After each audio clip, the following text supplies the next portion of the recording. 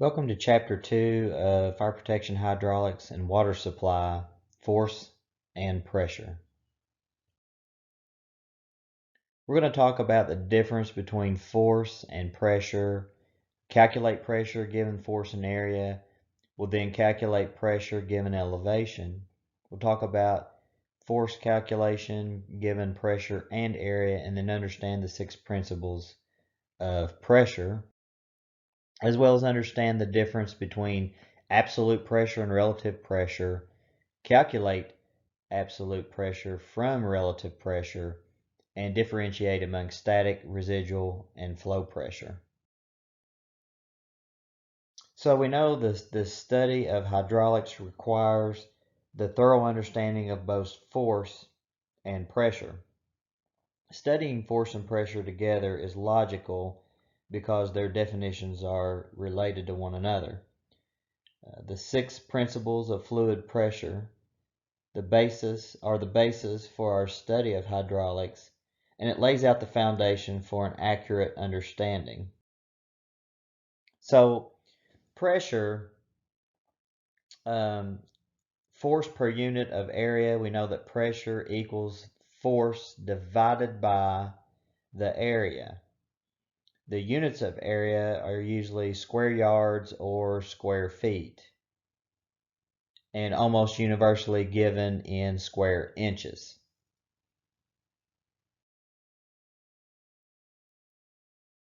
The weight of 1 cubic foot of water we know is 62.4 pounds.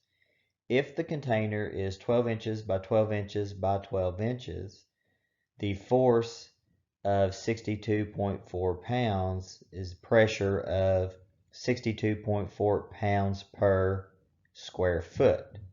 So 12 by 12 by 12. And that gives us,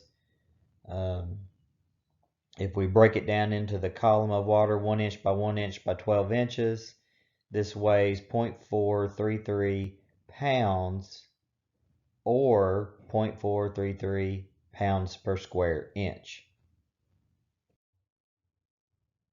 Using pressure equals force divided by area, we can calculate the pressure from the force.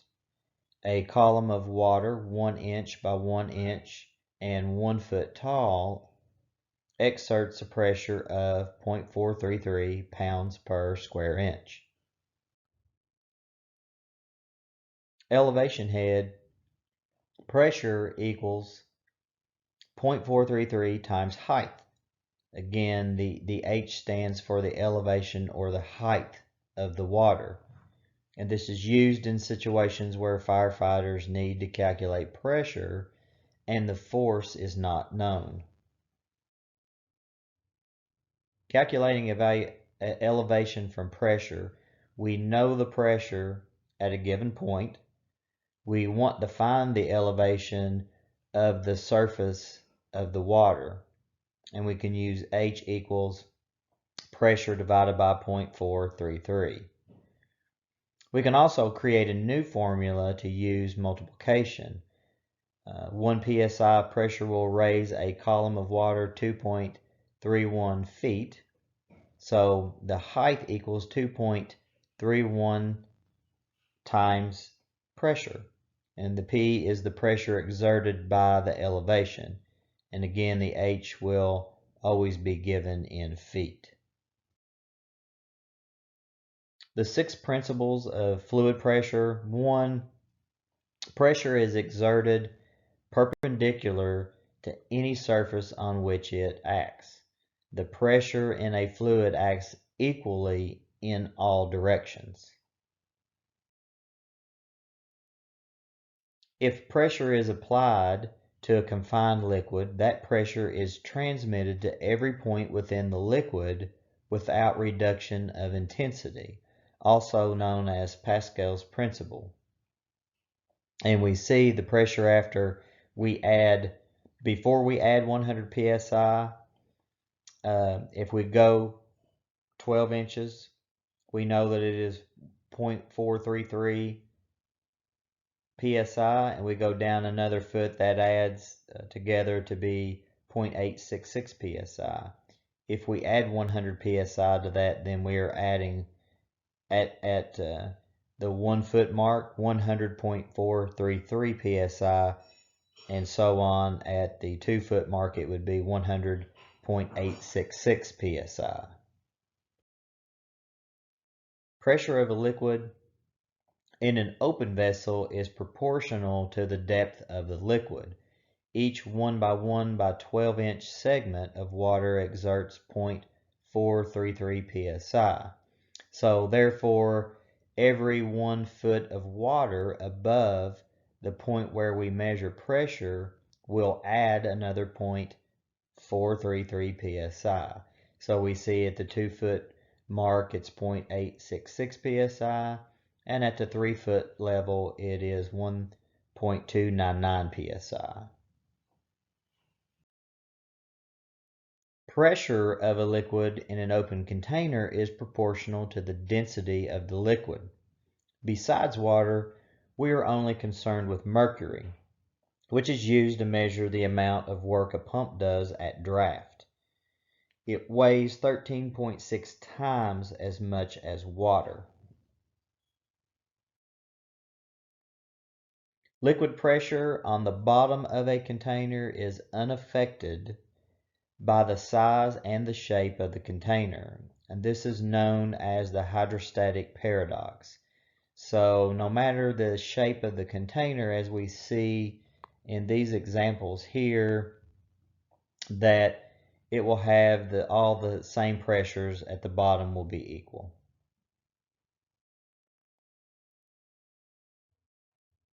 The pressure of any size or shape of container is always the same at any point along a horizontal plane. Only distance between the top and the bottom of the liquid has any effect on the pressure. Relative pressure versus absolute pressure. The atmosphere around us also has weight. Air is a fluid with mass and volume, basically, and air obeys the laws of pressure. And we think about weather, and we hear about high pressure and we hear about low pressure. They're talking about air, and they're talking about it in relation to how it moves with pressure from a higher pressure to a lower pressure, and this is what creates wind. Pressure of air rather at sea level is 14.7 psi. The weight of a 1 by 1 inch column of air at sea level, this is referred to as 1 atmosphere, the standard used for atmospheric pressure. Gauges should read 14.7 psi at sea level, but most do not.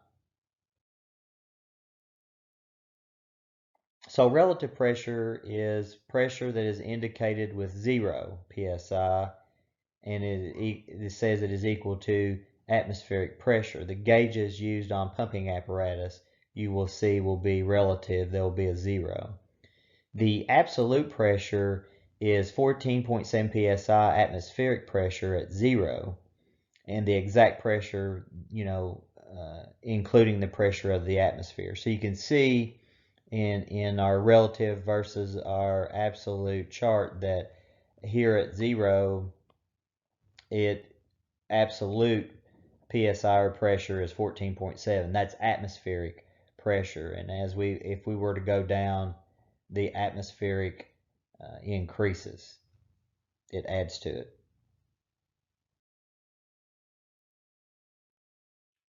The gauges may be marked with both relative and atmospheric pressure. Most have relative pressure. On your vacuum side of the gauge, for fireground purpose, this is relative pressure below the surrounding atmospheric pressure. And with drafting purposes, we use millimeters of mercury to gauge that below 0, and it's based on that fact that mercury weighs 13.6 more than water, and then we relate that to the relative and absolute pressure. So the types of pressure that we have Static pressure, which is the pressure of a fluid at rest. And we know this with when they test hydrant and water systems, that they will gauge a static pressure, and that's with no water in motion. Then we have residual pressure, which is the pressure that remains when we are flowing water. So when we begin to flow water, that is the pressure that is left. And even in our pumping, when our pumps are in motion, we will look at that residual pressure, because you're going to get, when you start flowing, you'll get a drop, and how much that drops will tell us how much more water we could flow using with the particular pump and the pressures that we have. Velocity pressure is the pressure measured by means of a pitot gauge as the water leaves the nozzle or the other opening. So that water in motion then is what we measure with the pitot gauge, and we do measure those, the flows of the hydrants at the pitot, and you can as well, as apparatus and hose lines. You can measure that with pitot gauge. Force is defined as pressure times the area it is exerted against, or F equals P times A. So in the 1 foot by 1 foot, the force equals the 187.06 pounds. If we know that we have an area of the base that equals 144 square inches, we can then find the pressure by dividing the two to get 1.299 psi. And again, that's where that 1 inch by 1 inch by 12 equals the 0.433 psi. The net force is a partial force. Several net forces may have to be added to obtain the total force, which helps clarify the explanation of force by the function of gravity, density of the fluid, and the height of the fluid, and the area it is exerted against. So in the example here, the capacity of the vessel is 31,526.28 gallons of water. It's what's represented here in the shaded area of the container. And we know that the capacity of the pipe was 415.56 gallons. And the area of the pipe is 100 square inches. And so we can take that 43.3 psi with your 80 feet, and we understand that the force is 4,330 pounds. So this is where we understand in gravity-fed systems, which we have combination pump and gravity-fed systems in our water systems. You see these big water towers, and you see that they're 80 to 100 feet in the air. The base of the container or the vessel. This is where we get our pressure from gravity in our water system that gives us the flow and the pressure.